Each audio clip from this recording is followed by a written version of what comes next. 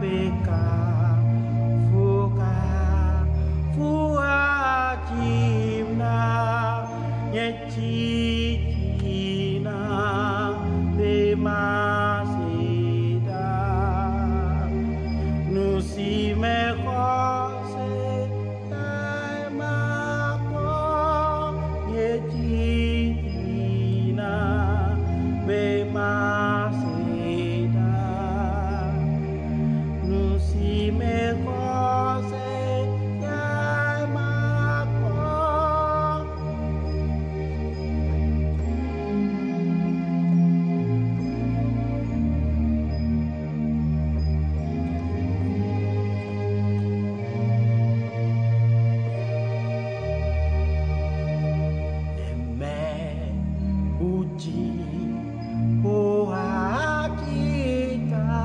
kasile fiasi bikalau oleh mau pleale vila pekafu kafu dia jida nyecina bemasida nusi me kose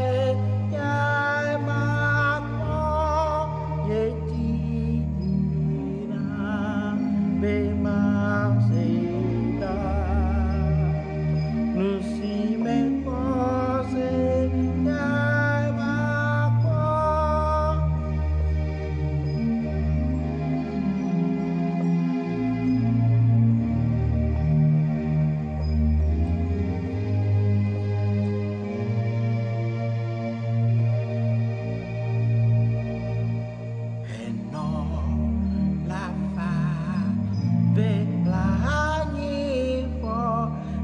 salu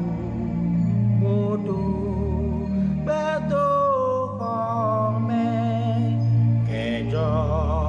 jeto o pekbo o aso boy wanyo usa ne haji mafivila kem kipoto viviu ne hati ma vivila kem kipoto viviu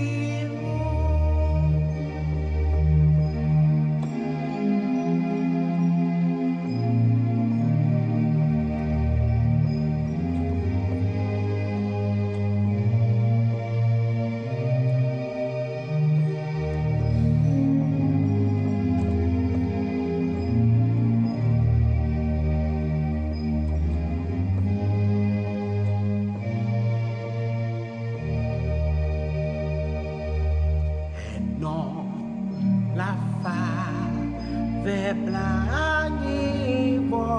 ni salu modo tuado come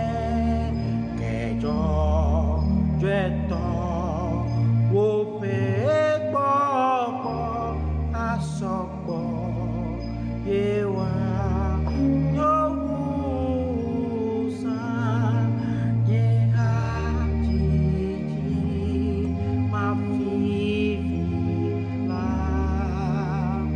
kem kipoto viviu nyeha kiji nyambila kem kipoto